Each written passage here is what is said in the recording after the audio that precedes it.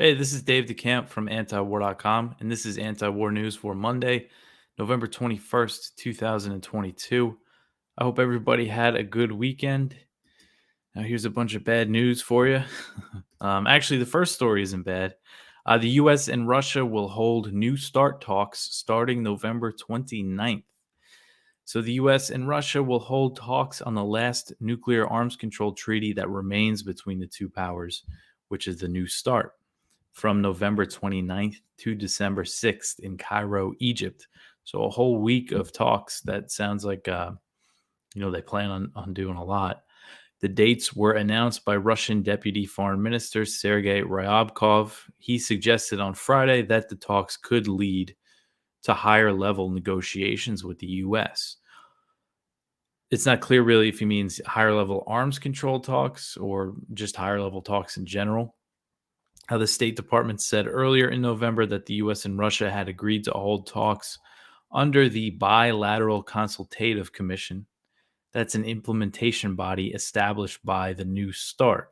So the treaty puts limits on the deployment of warheads, missiles, and bombers. ICBMs, long-range bombers, and submarines and things like that. But according to the State Department, this is what the State Department has told me: the inspections under New START were paused in March 2020 due to COVID-19 and have not been resumed since.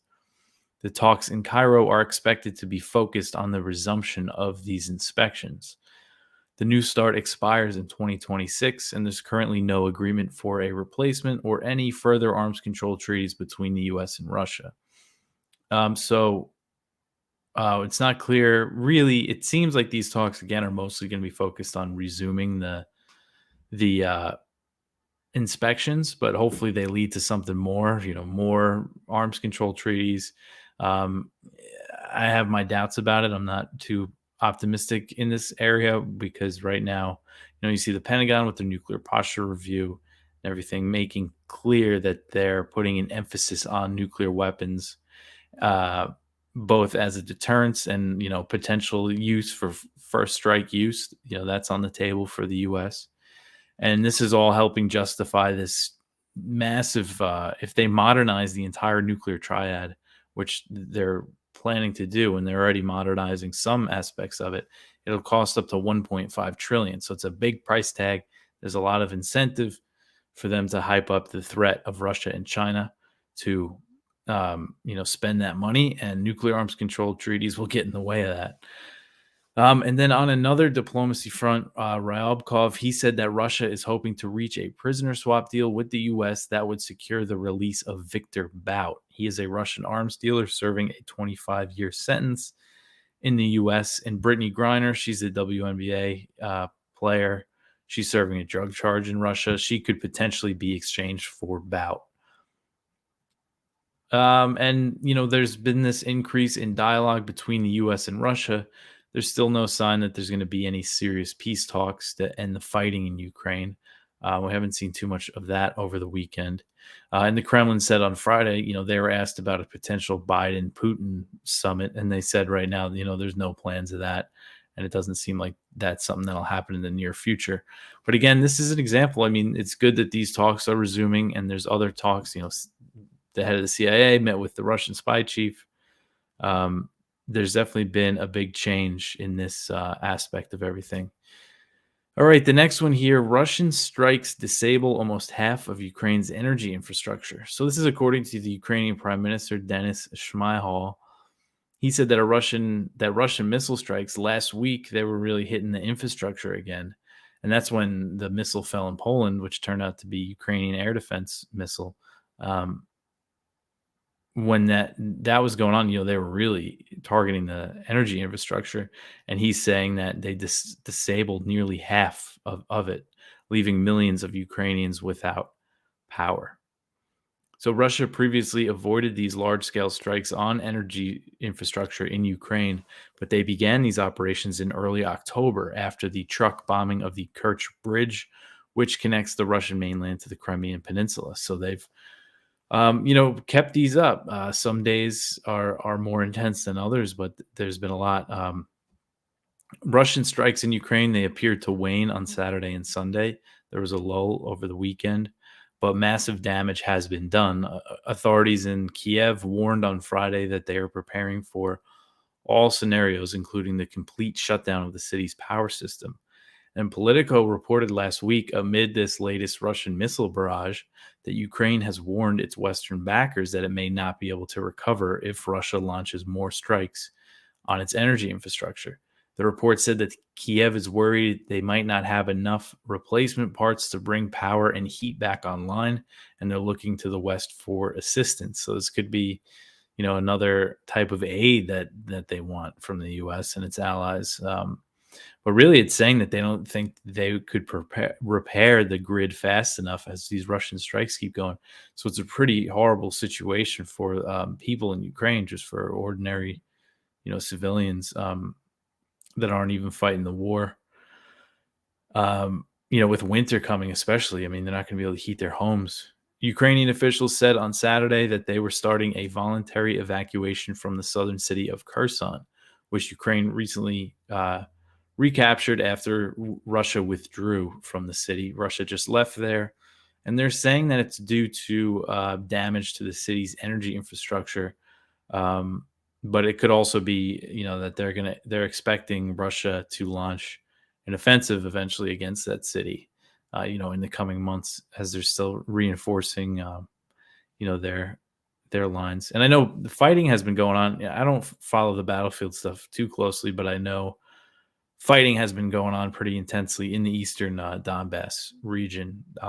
So that's still going on. But right now in the south, there's not any big offensives by the Russians yet.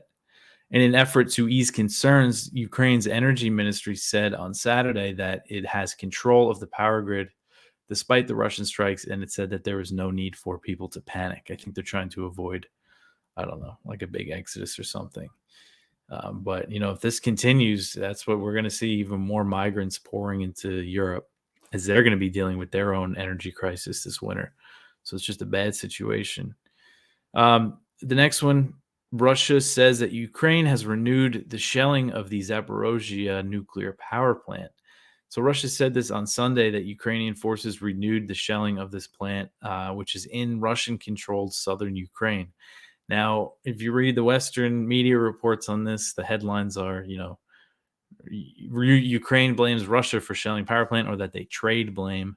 But, this power plant has been under Russian control since March, and I just don't see any reason why they would be shelling it right now. I mean, it's just it doesn't make any sense. And Ukraine's credibility has definitely taken a hit after there's them denying that it was their missile that landed in Poland. But still, that's still a headline that they have to go with in AP and all places like that.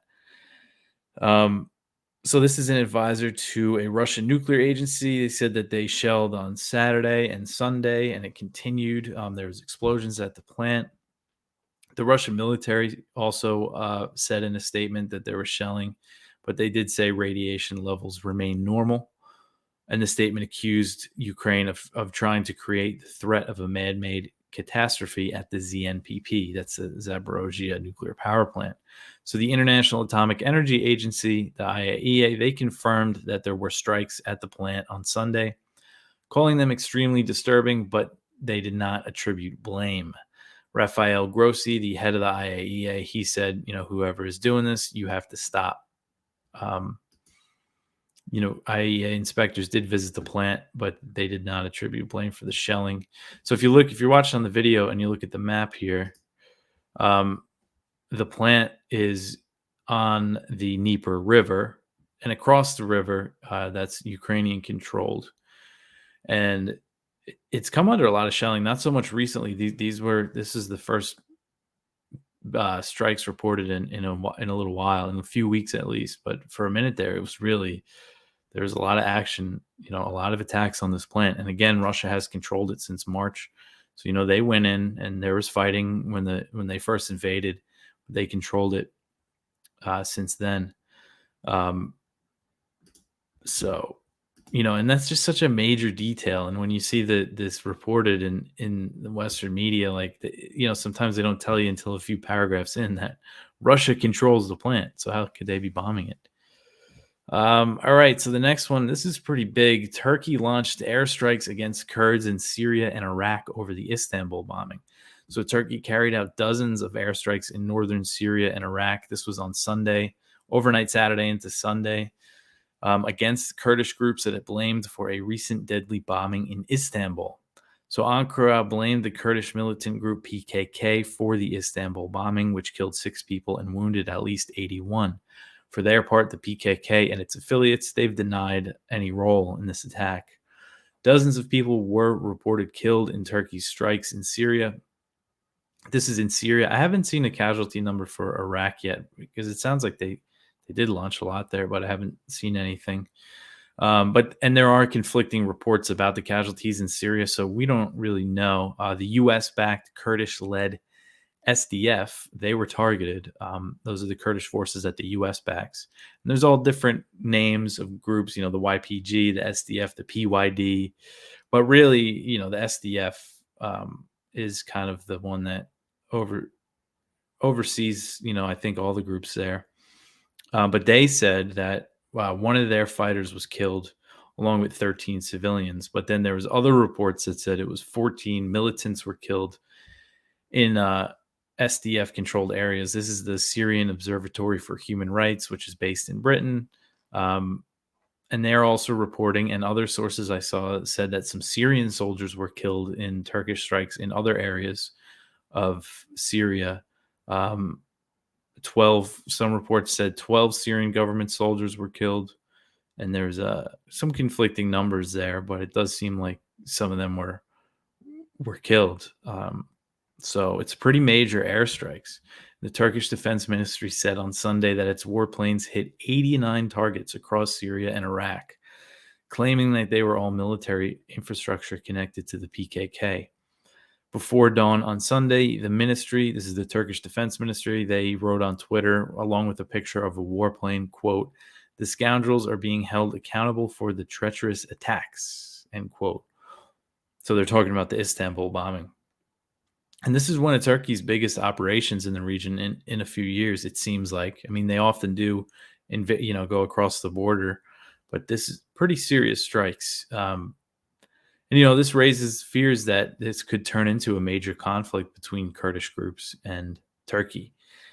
And the SDF warned that it will retaliate and its response will come effectively and efficiently, is how they said it. They didn't give any more details than that. So with Turkey, this has always been a big issue between the U.S. and Turkey, is the fact that the U.S. backs the SDF in Syria. And Turkey's interior minister accused the U.S. of being complicit in the Istanbul bombing. I think that was last week. I went over that last week. And this wasn't just an offhand comment to the press. In a statement to Turkey's parliament on Friday, he said it again. He's accusing the U.S. of being involved, being complicit, or enabling it by supporting these groups. So this, could turn into something pretty big, and who knows what that will mean, for the U.S. So the SDF has said, this Kurdish group, they've said this a lot, that they're open to working with the Syrian government against Turkey. But the U.S. presence in Syria makes that cooperation a lot more difficult. And on the other hand, Turkey recently said that it's willing to ally with Syria, with the Syrian government, with Damascus against the Kurdish groups. But Turkey has been backing, militias and all sorts of groups against the Syrian government for years now. So the idea of them cooperating is a little hard to believe right now. But things change. But the Kurds, anytime the U.S. said, like when Trump said he was going to leave, he was going to pull out, the Kurds said, "Okay, we'll go. We'll go talk to Assad." That was always their answer, and it's just. It goes against the narrative, that leaving would really, leave the Kurds out to dry. All right. So the next one, more bombings in Syria. These ones are Israeli. Israeli airstrikes in West Syria kill 4 Syrian soldiers, and this is by Jason Ditz.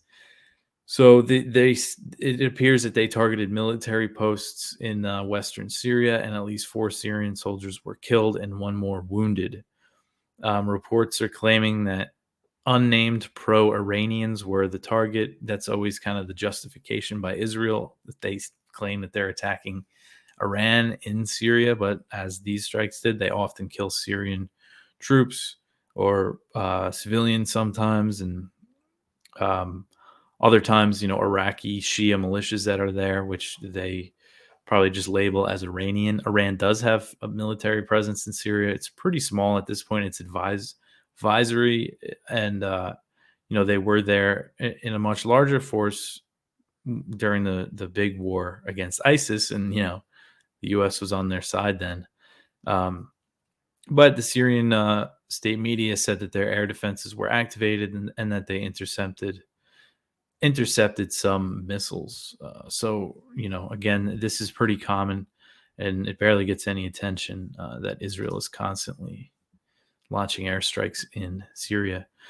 All right, the next one here, China says that it is open to a defense ministers meeting with the U.S. So this is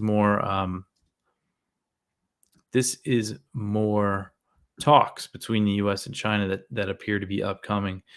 This is from the South China Morning Post. They're reporting that China has said it is open to a defense ministers meeting with the U.S. at a regional security forum, in another apparent signal that Beijing wants to revive lines of communications after a spike in tensions. Chinese Defense Minister Wei Fenghe and his U.S. counterpart Lloyd Austin will both be in Cambodia for the 5-day ASEAN Defense Ministers meeting plus. So ASEAN, that's the Association of Southeast Asian Nations. I think that's what the abbreviation stands for. So that's all the Southeast Asian countries. That's their little coalition, and they're meeting along with their partners and stuff. So it looks like there's going to be more talks between the U.S. and China following that Biden-Xi meeting. So that's good. But this next one here is just another, message to China from the U.S. Kamala Harris is going to visit a Philippine island on the front lines of the South China Sea dispute. So Kamala Harris is going to visit this island of Palawan in the Philippines. It's a Philippine province, and its west coast is on the South China Sea. It's just outside what they call the 9-dash line, which is China's claims to the South China Sea. Now, China and Malaysia, Vietnam, Brunei, and the Philippines, they all have overlapping claims to the South China Sea. And it's not just China that claims a pretty big portion. It's also, you see Vietnam, they claim a lot of territory here, and they cut into the Philippines claims. So it's not just China isn't the only big claimant with overlapping claims. So they all kind of have their own disputes. But the U.S. has inserted itself in this dispute, and they've formally rejected China's claims to the waters. And something that happens in this, is that China and the Philippines, they occasionally have these maritime standoffs near disputed reefs. Sometimes it's with fishing boats and Coast Guard vessels. And the U.S. often reminds Beijing that it's a treaty ally of Manila. The U.S. has explicitly warned Beijing that an attack on Philippine vessels in the region would invoke the 1951 Mutual Defense Treaty between Washington and Manila, meaning that the U.S. is threatening to go to war with China over this maritime dispute. So, this is just an area where, the U.S. has basically pledged to go to war with China, over literal rocks in the South China Sea. So Harris, she arrived in Manila on Sunday, and she is set to visit Palawan on Tuesday. Oh, and just one detail that I skipped over here is, this is very clearly a message to China. She's going to be the highest level U.S. official to ever visit this province. And she's not just visiting it, she's going to visit one of the Philippines Coast Guard's biggest patrol ships. She's going to and deliver a speech there. And I'm sure it's going to be all about how we have to uphold the rules-based order and all that, uh, you know, nonsense that they always say. But I mean, this is definitely a big kind of a just a big message to send to China, and a strange one if you're actually serious about reviving dialogue and easing tensions, which I don't think that they are. So she's there already. She's going to meet with the president, Ferdinand Marcos Jr. And so he came in and he was expected to take a harder line on China than Duterte, who was his predecessor. And it seems like he is. At first, he said a lot of nice things about China, but then you see that this is happening. And part of this trip, according to a Biden administration official, will be focused on reinforcing the U.S. Philippine alliance. White House released a fact sheet on the things she's going to focus on, and one of them includes the Enhanced Defense Cooperation Agreement, the EDCA, and that is a military pact between the U.S. and the Philippines that was signed in 2014. And this deal was meant to enhance the Mutual Defense Treaty and the 1999 Visiting Forces Agreement, which outlines rules for U.S. troops stationed in the country. Under the EDCA, the U.S. can rotate troops into the Philippines for prolonged deployments and build military facilities for the U.S. and the Philippine forces to use. So the U.S. is looking to expand facilities under this agreement. And the White House said that they've been looking at new building locations. They've identified them. So, this is about U.S. military expansion in the Philippines, in this region. And they recently did some war games where they practiced, storming an island in the South China Sea. And if you look on the map here, there's disputed rocks and reefs. The Spratly Islands is one. And there's more south down here that are pretty close to Palawan. All right, so the next one here, the U.S. to deploy over 100 unmanned vessels to the Persian Gulf. So CENTCOM announces, that's U.S. Central Command, on Saturday that a U.S.-led task force will deploy over 100 unmanned vessels to the Persian Gulf by 2023 as part of a regional effort against Iran. So these are drone boats, remote control boats that they're going to send a bunch of them over near Iran. I mean, that's a pretty major provocation if you are in Tehran.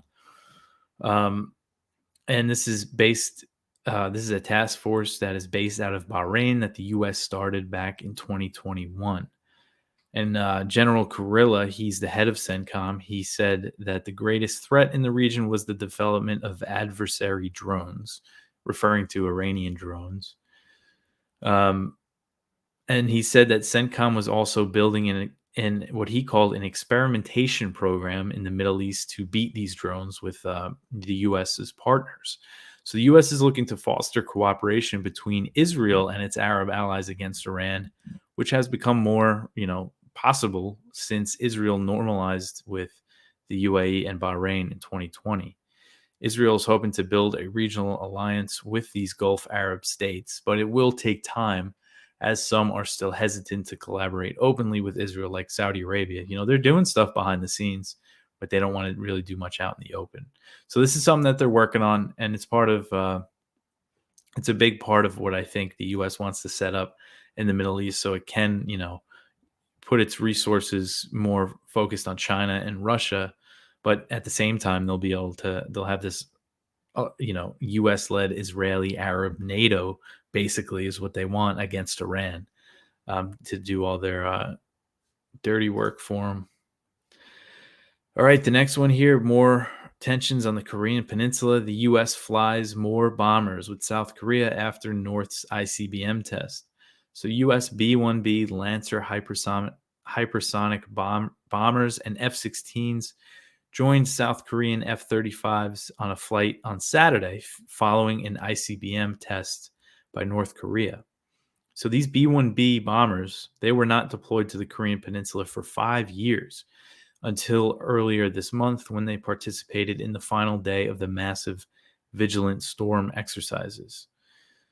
So those were, these massive aerial drills that they conducted. They were originally slated for 5 days, but 24 hours a day, and they were basically simulating bombing North Korea.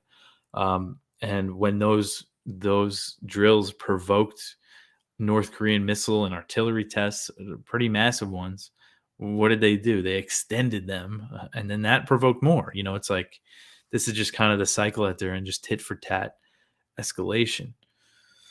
So, North Korea has carried out a record number of weapon tests this year as the US and South Korea have restarted war games together. There was a long time where this stuff wasn't happening, and it's because of the diplomacy under the Trump administration.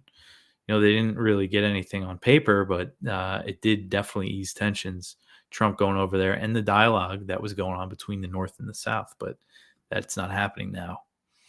And something that was interesting during the ICBM test on Friday, Kim Jong Un, he inspected the launch with his daughter, and that was the first time he revealed her to the media. Despite the spike in tensions and the tit for tat escalations, the Biden administration has shown no interest in changing its approach to North Korea. The administration is still calling for the denuclearization of the Korean Peninsula, which is a non starter for talks with Pyongyang. If they were serious, what they have to do is offer an incentive, sanctions relief for a pause in their nuclear program, something like that. But as always, that's it for the news for today. We have a lot of good viewpoints. We have one from Ted Snyder about the Cuba embargo, how it's isolating America. It is amazing that embargo is still in place. And our spotlight is from Connor Freeman over at the Libertarian Institute, The Forever War at the End of the World, about, all this stuff that we're always talking about with China and Russia. But that's it for me for today. I will be back tomorrow with some more news. You can support the show, antiwar.com/donate. Like and subscribe on YouTube, Odyssey, Rumble for the video, and you can download the audio wherever you listen to podcasts. But that is it for me. I'll catch you tomorrow. Thank you.